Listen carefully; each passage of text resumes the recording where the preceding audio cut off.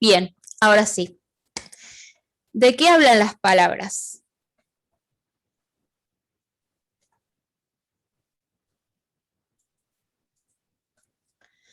Administración. Su origen viene del latín ministrare, término que dio lugar a administrar. Este debe entenderse como regir, proveer lo necesario, aplicar, suministrar y cuidar. Estos sentidos que se le dan a la palabra hacen que el término administrar esté estrecha e indisociablemente vinculado a gobernar. Es decir, que conduce a una pluralidad de personas, o sea, a la totalidad, lo que requiere de un aparato el cual se encargue de procesar la información y los contenidos de las decisiones para así transformarlas en acciones.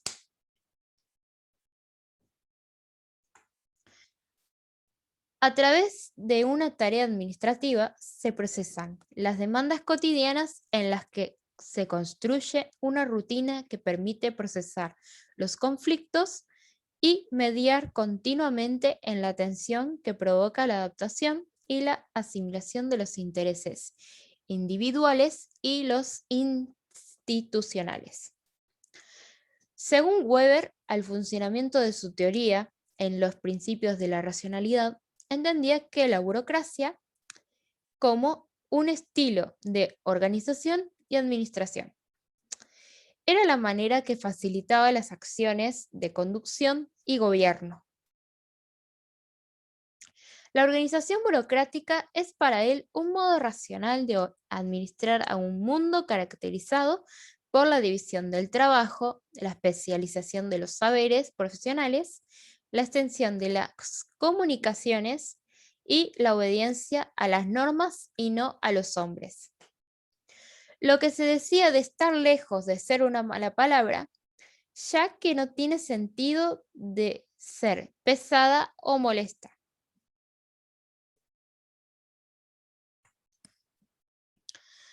Se habla de ritualización cuando estamos haciendo referencia a un proceso mediante el cual las acciones se repiten mecánicamente de acuerdo a las normas que prescriben su realización, sin consolidar las actividades sustantivas que definen a la institución. Debemos de reconocer qué diferentes factores condicionan esta percepción burocrática. Las tareas administrativas se pensaban como un conjunto de actividades destinadas a auxiliar la acción del gobierno, carácter que se extendía como la ejecución mecánica de los que otros dicen. Las mismas imponen una cotidiana toma de decisiones cuya resolución condiciona el contenido y sentido del resto de las acciones de gobierno. Erróneamente, los procesos de toma de decisión solían pensarse como ajenos y externos a la tarea de administrar. En las prácticas, los procedimientos fueron adquiriendo autonomía, independizándose y desligándose de las tareas sustantivas hasta llegar a algunos casos a desplazarlas. En otros términos, podría afirmarse que los procedimientos administrativos, estos se transformaron en ritos y perdieron su sentido de instrumento para el gobierno de las instituciones. Las organizaciones están afectadas por los procesos de ritualización cuando una actividad de todos sus estratos está impregnada, o sea, permeada por esta tendencia.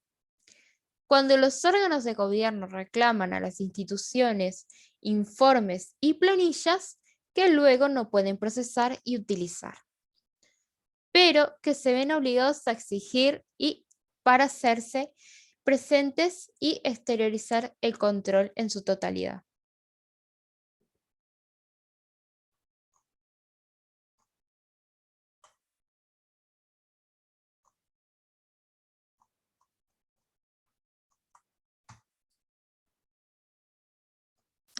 Ahora paso a la siguiente diapositiva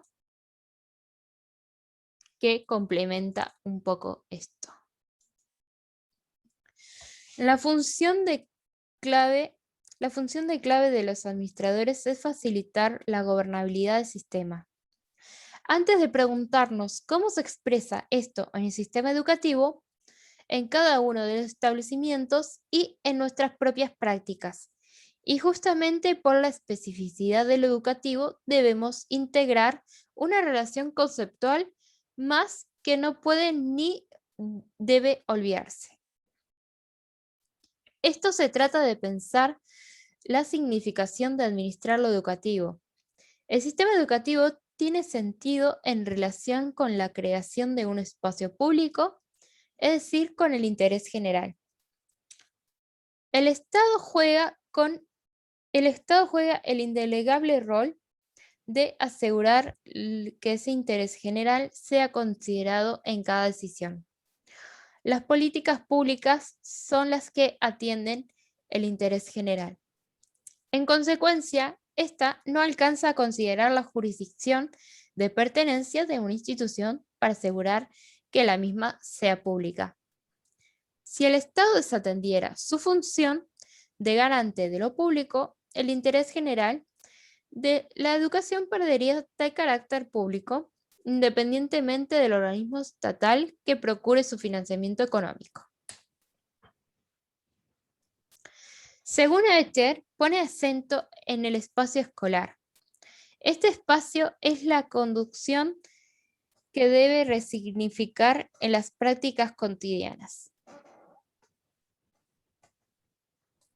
Ahora le paso la palabra a mi compañera Natalia.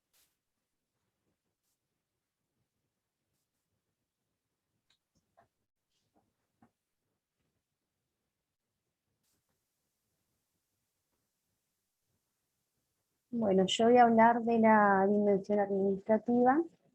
El contenido de las actividades administrativas propone dar un nuevo significado a las dimensiones administrativas, y las tres actividades que forman parte son la previsión de recursos, el control normativo y la organización de las diferentes tareas institucionales, el tiempo y el espacio.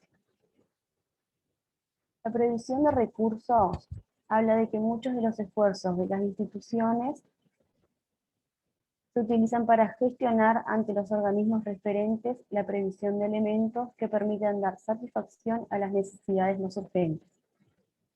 Entre ellas están prever las necesidades humanas y materiales futuras de la institución y conocer el elemento para satisfacer esas necesidades. Después, establecer un orden de prioridades para la satisfacción de las mismas e identificar los canales y contactos más aptos para acercarse a los potenciales proveedores de recursos. Y por último, iniciar la gestión con debida anticipación para poder gestionar la satisfacción de la mayor cantidad de necesidades posibles. El control normativo cuenta con una estructura de organización formal y un conjunto de normas que cada integrante debe cumplir. La tarea de los administradores es diseñar estrategias para controlar el cumplimiento normativo. Para ello será necesario quitar a aquellos que carecen de utilidad y demostrar las necesidades institucionales de otros y los resultados positivos. También hay que tener presente cuál es el resultado que se espera y realizar una negociación entre lo formal y lo sustantivo. Después, la organización de las diferentes tareas institucionales, el tiempo y el espacio, habla de que el tiempo y el espacio son requisitos para una mínima organización del trabajo. Dice que el proceso de generar el diseño de organización y el horario hace que pone en evidencia la existencia de una red informal de relaciones. Y eso hace que los actores hagan uso de ellas para hacer para hacer sobresalir sus estrategias de intereses. Y los actores despliegan sus recursos y los hacen de acuerdo a una estrategia, y por eso la importancia del proceso de coordinación e integración a través del cual se pueden obtener los compromisos y las tomas de decisiones. Ahora le paso la palabra a mi compañera Sandra. Bueno, yo voy a hablar de la organización de la administración. Existe un procedimiento adecuado según las características de cada tarea y según en qué institución se hagan esas tareas. Identificar los procedimientos y construir los instrumentos para realizarlos es algo que nos llevará tiempo, pero que luego será tiempo ganado. Hablamos de construir procedimientos para llegar a determinados resultados. Todas las instituciones cuentan con rutinas en los procedimientos. Cuando se cambian los contenidos de las actividades, pueden permanecer las viejas rutinas. El único modo de vencer la rutina establecida es crear otra que responda mejor a las necesidades actuales de la institución. Algo muy importante es la producción y sistematización de la información y la circulación de las comunicaciones, ya que éstas ayudan a los procedimientos de la administración. Ahora voy a hablar de la información y la comunicación. Para proyectar y planificar en cualquiera de las dimensiones institucionales, es preciso contar con información sobre el área o sobre el estado o aspecto que quieramos cambiar. La información resulta de combinar de manera relevante los datos que produce la realidad. La información es una construcción significativa de los datos que se registran en las escuelas. ¿Qué tarea cumple la administración con la información? Bueno, realiza combinaciones con los datos registrados y realiza diagnósticos para detectar problemas y saber qué los causó y saber cómo superarlos. La administración usa los datos como insumos de información que existen dentro y fuera del establecimiento. Estos datos son indicadores de lo que sucede en la institución.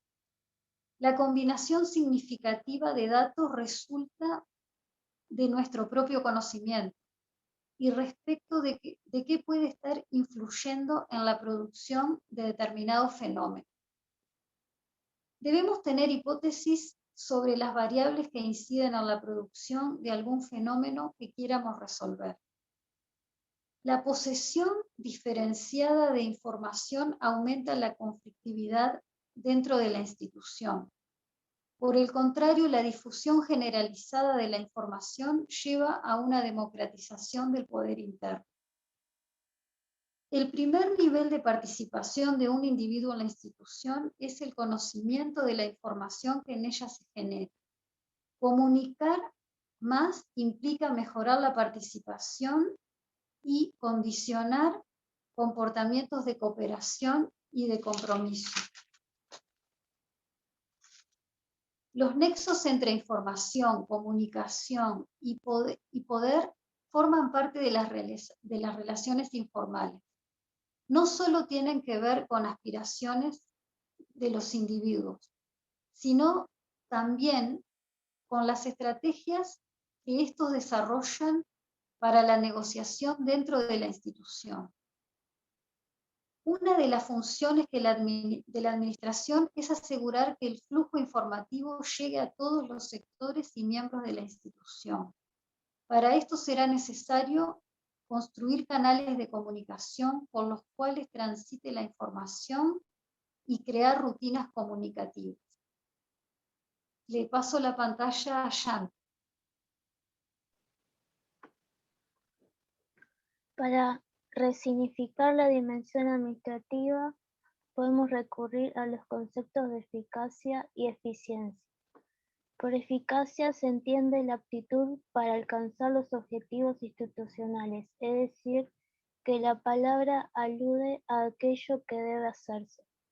Eficiencia alude a las aptitudes para el uso de recursos para mejores resultados.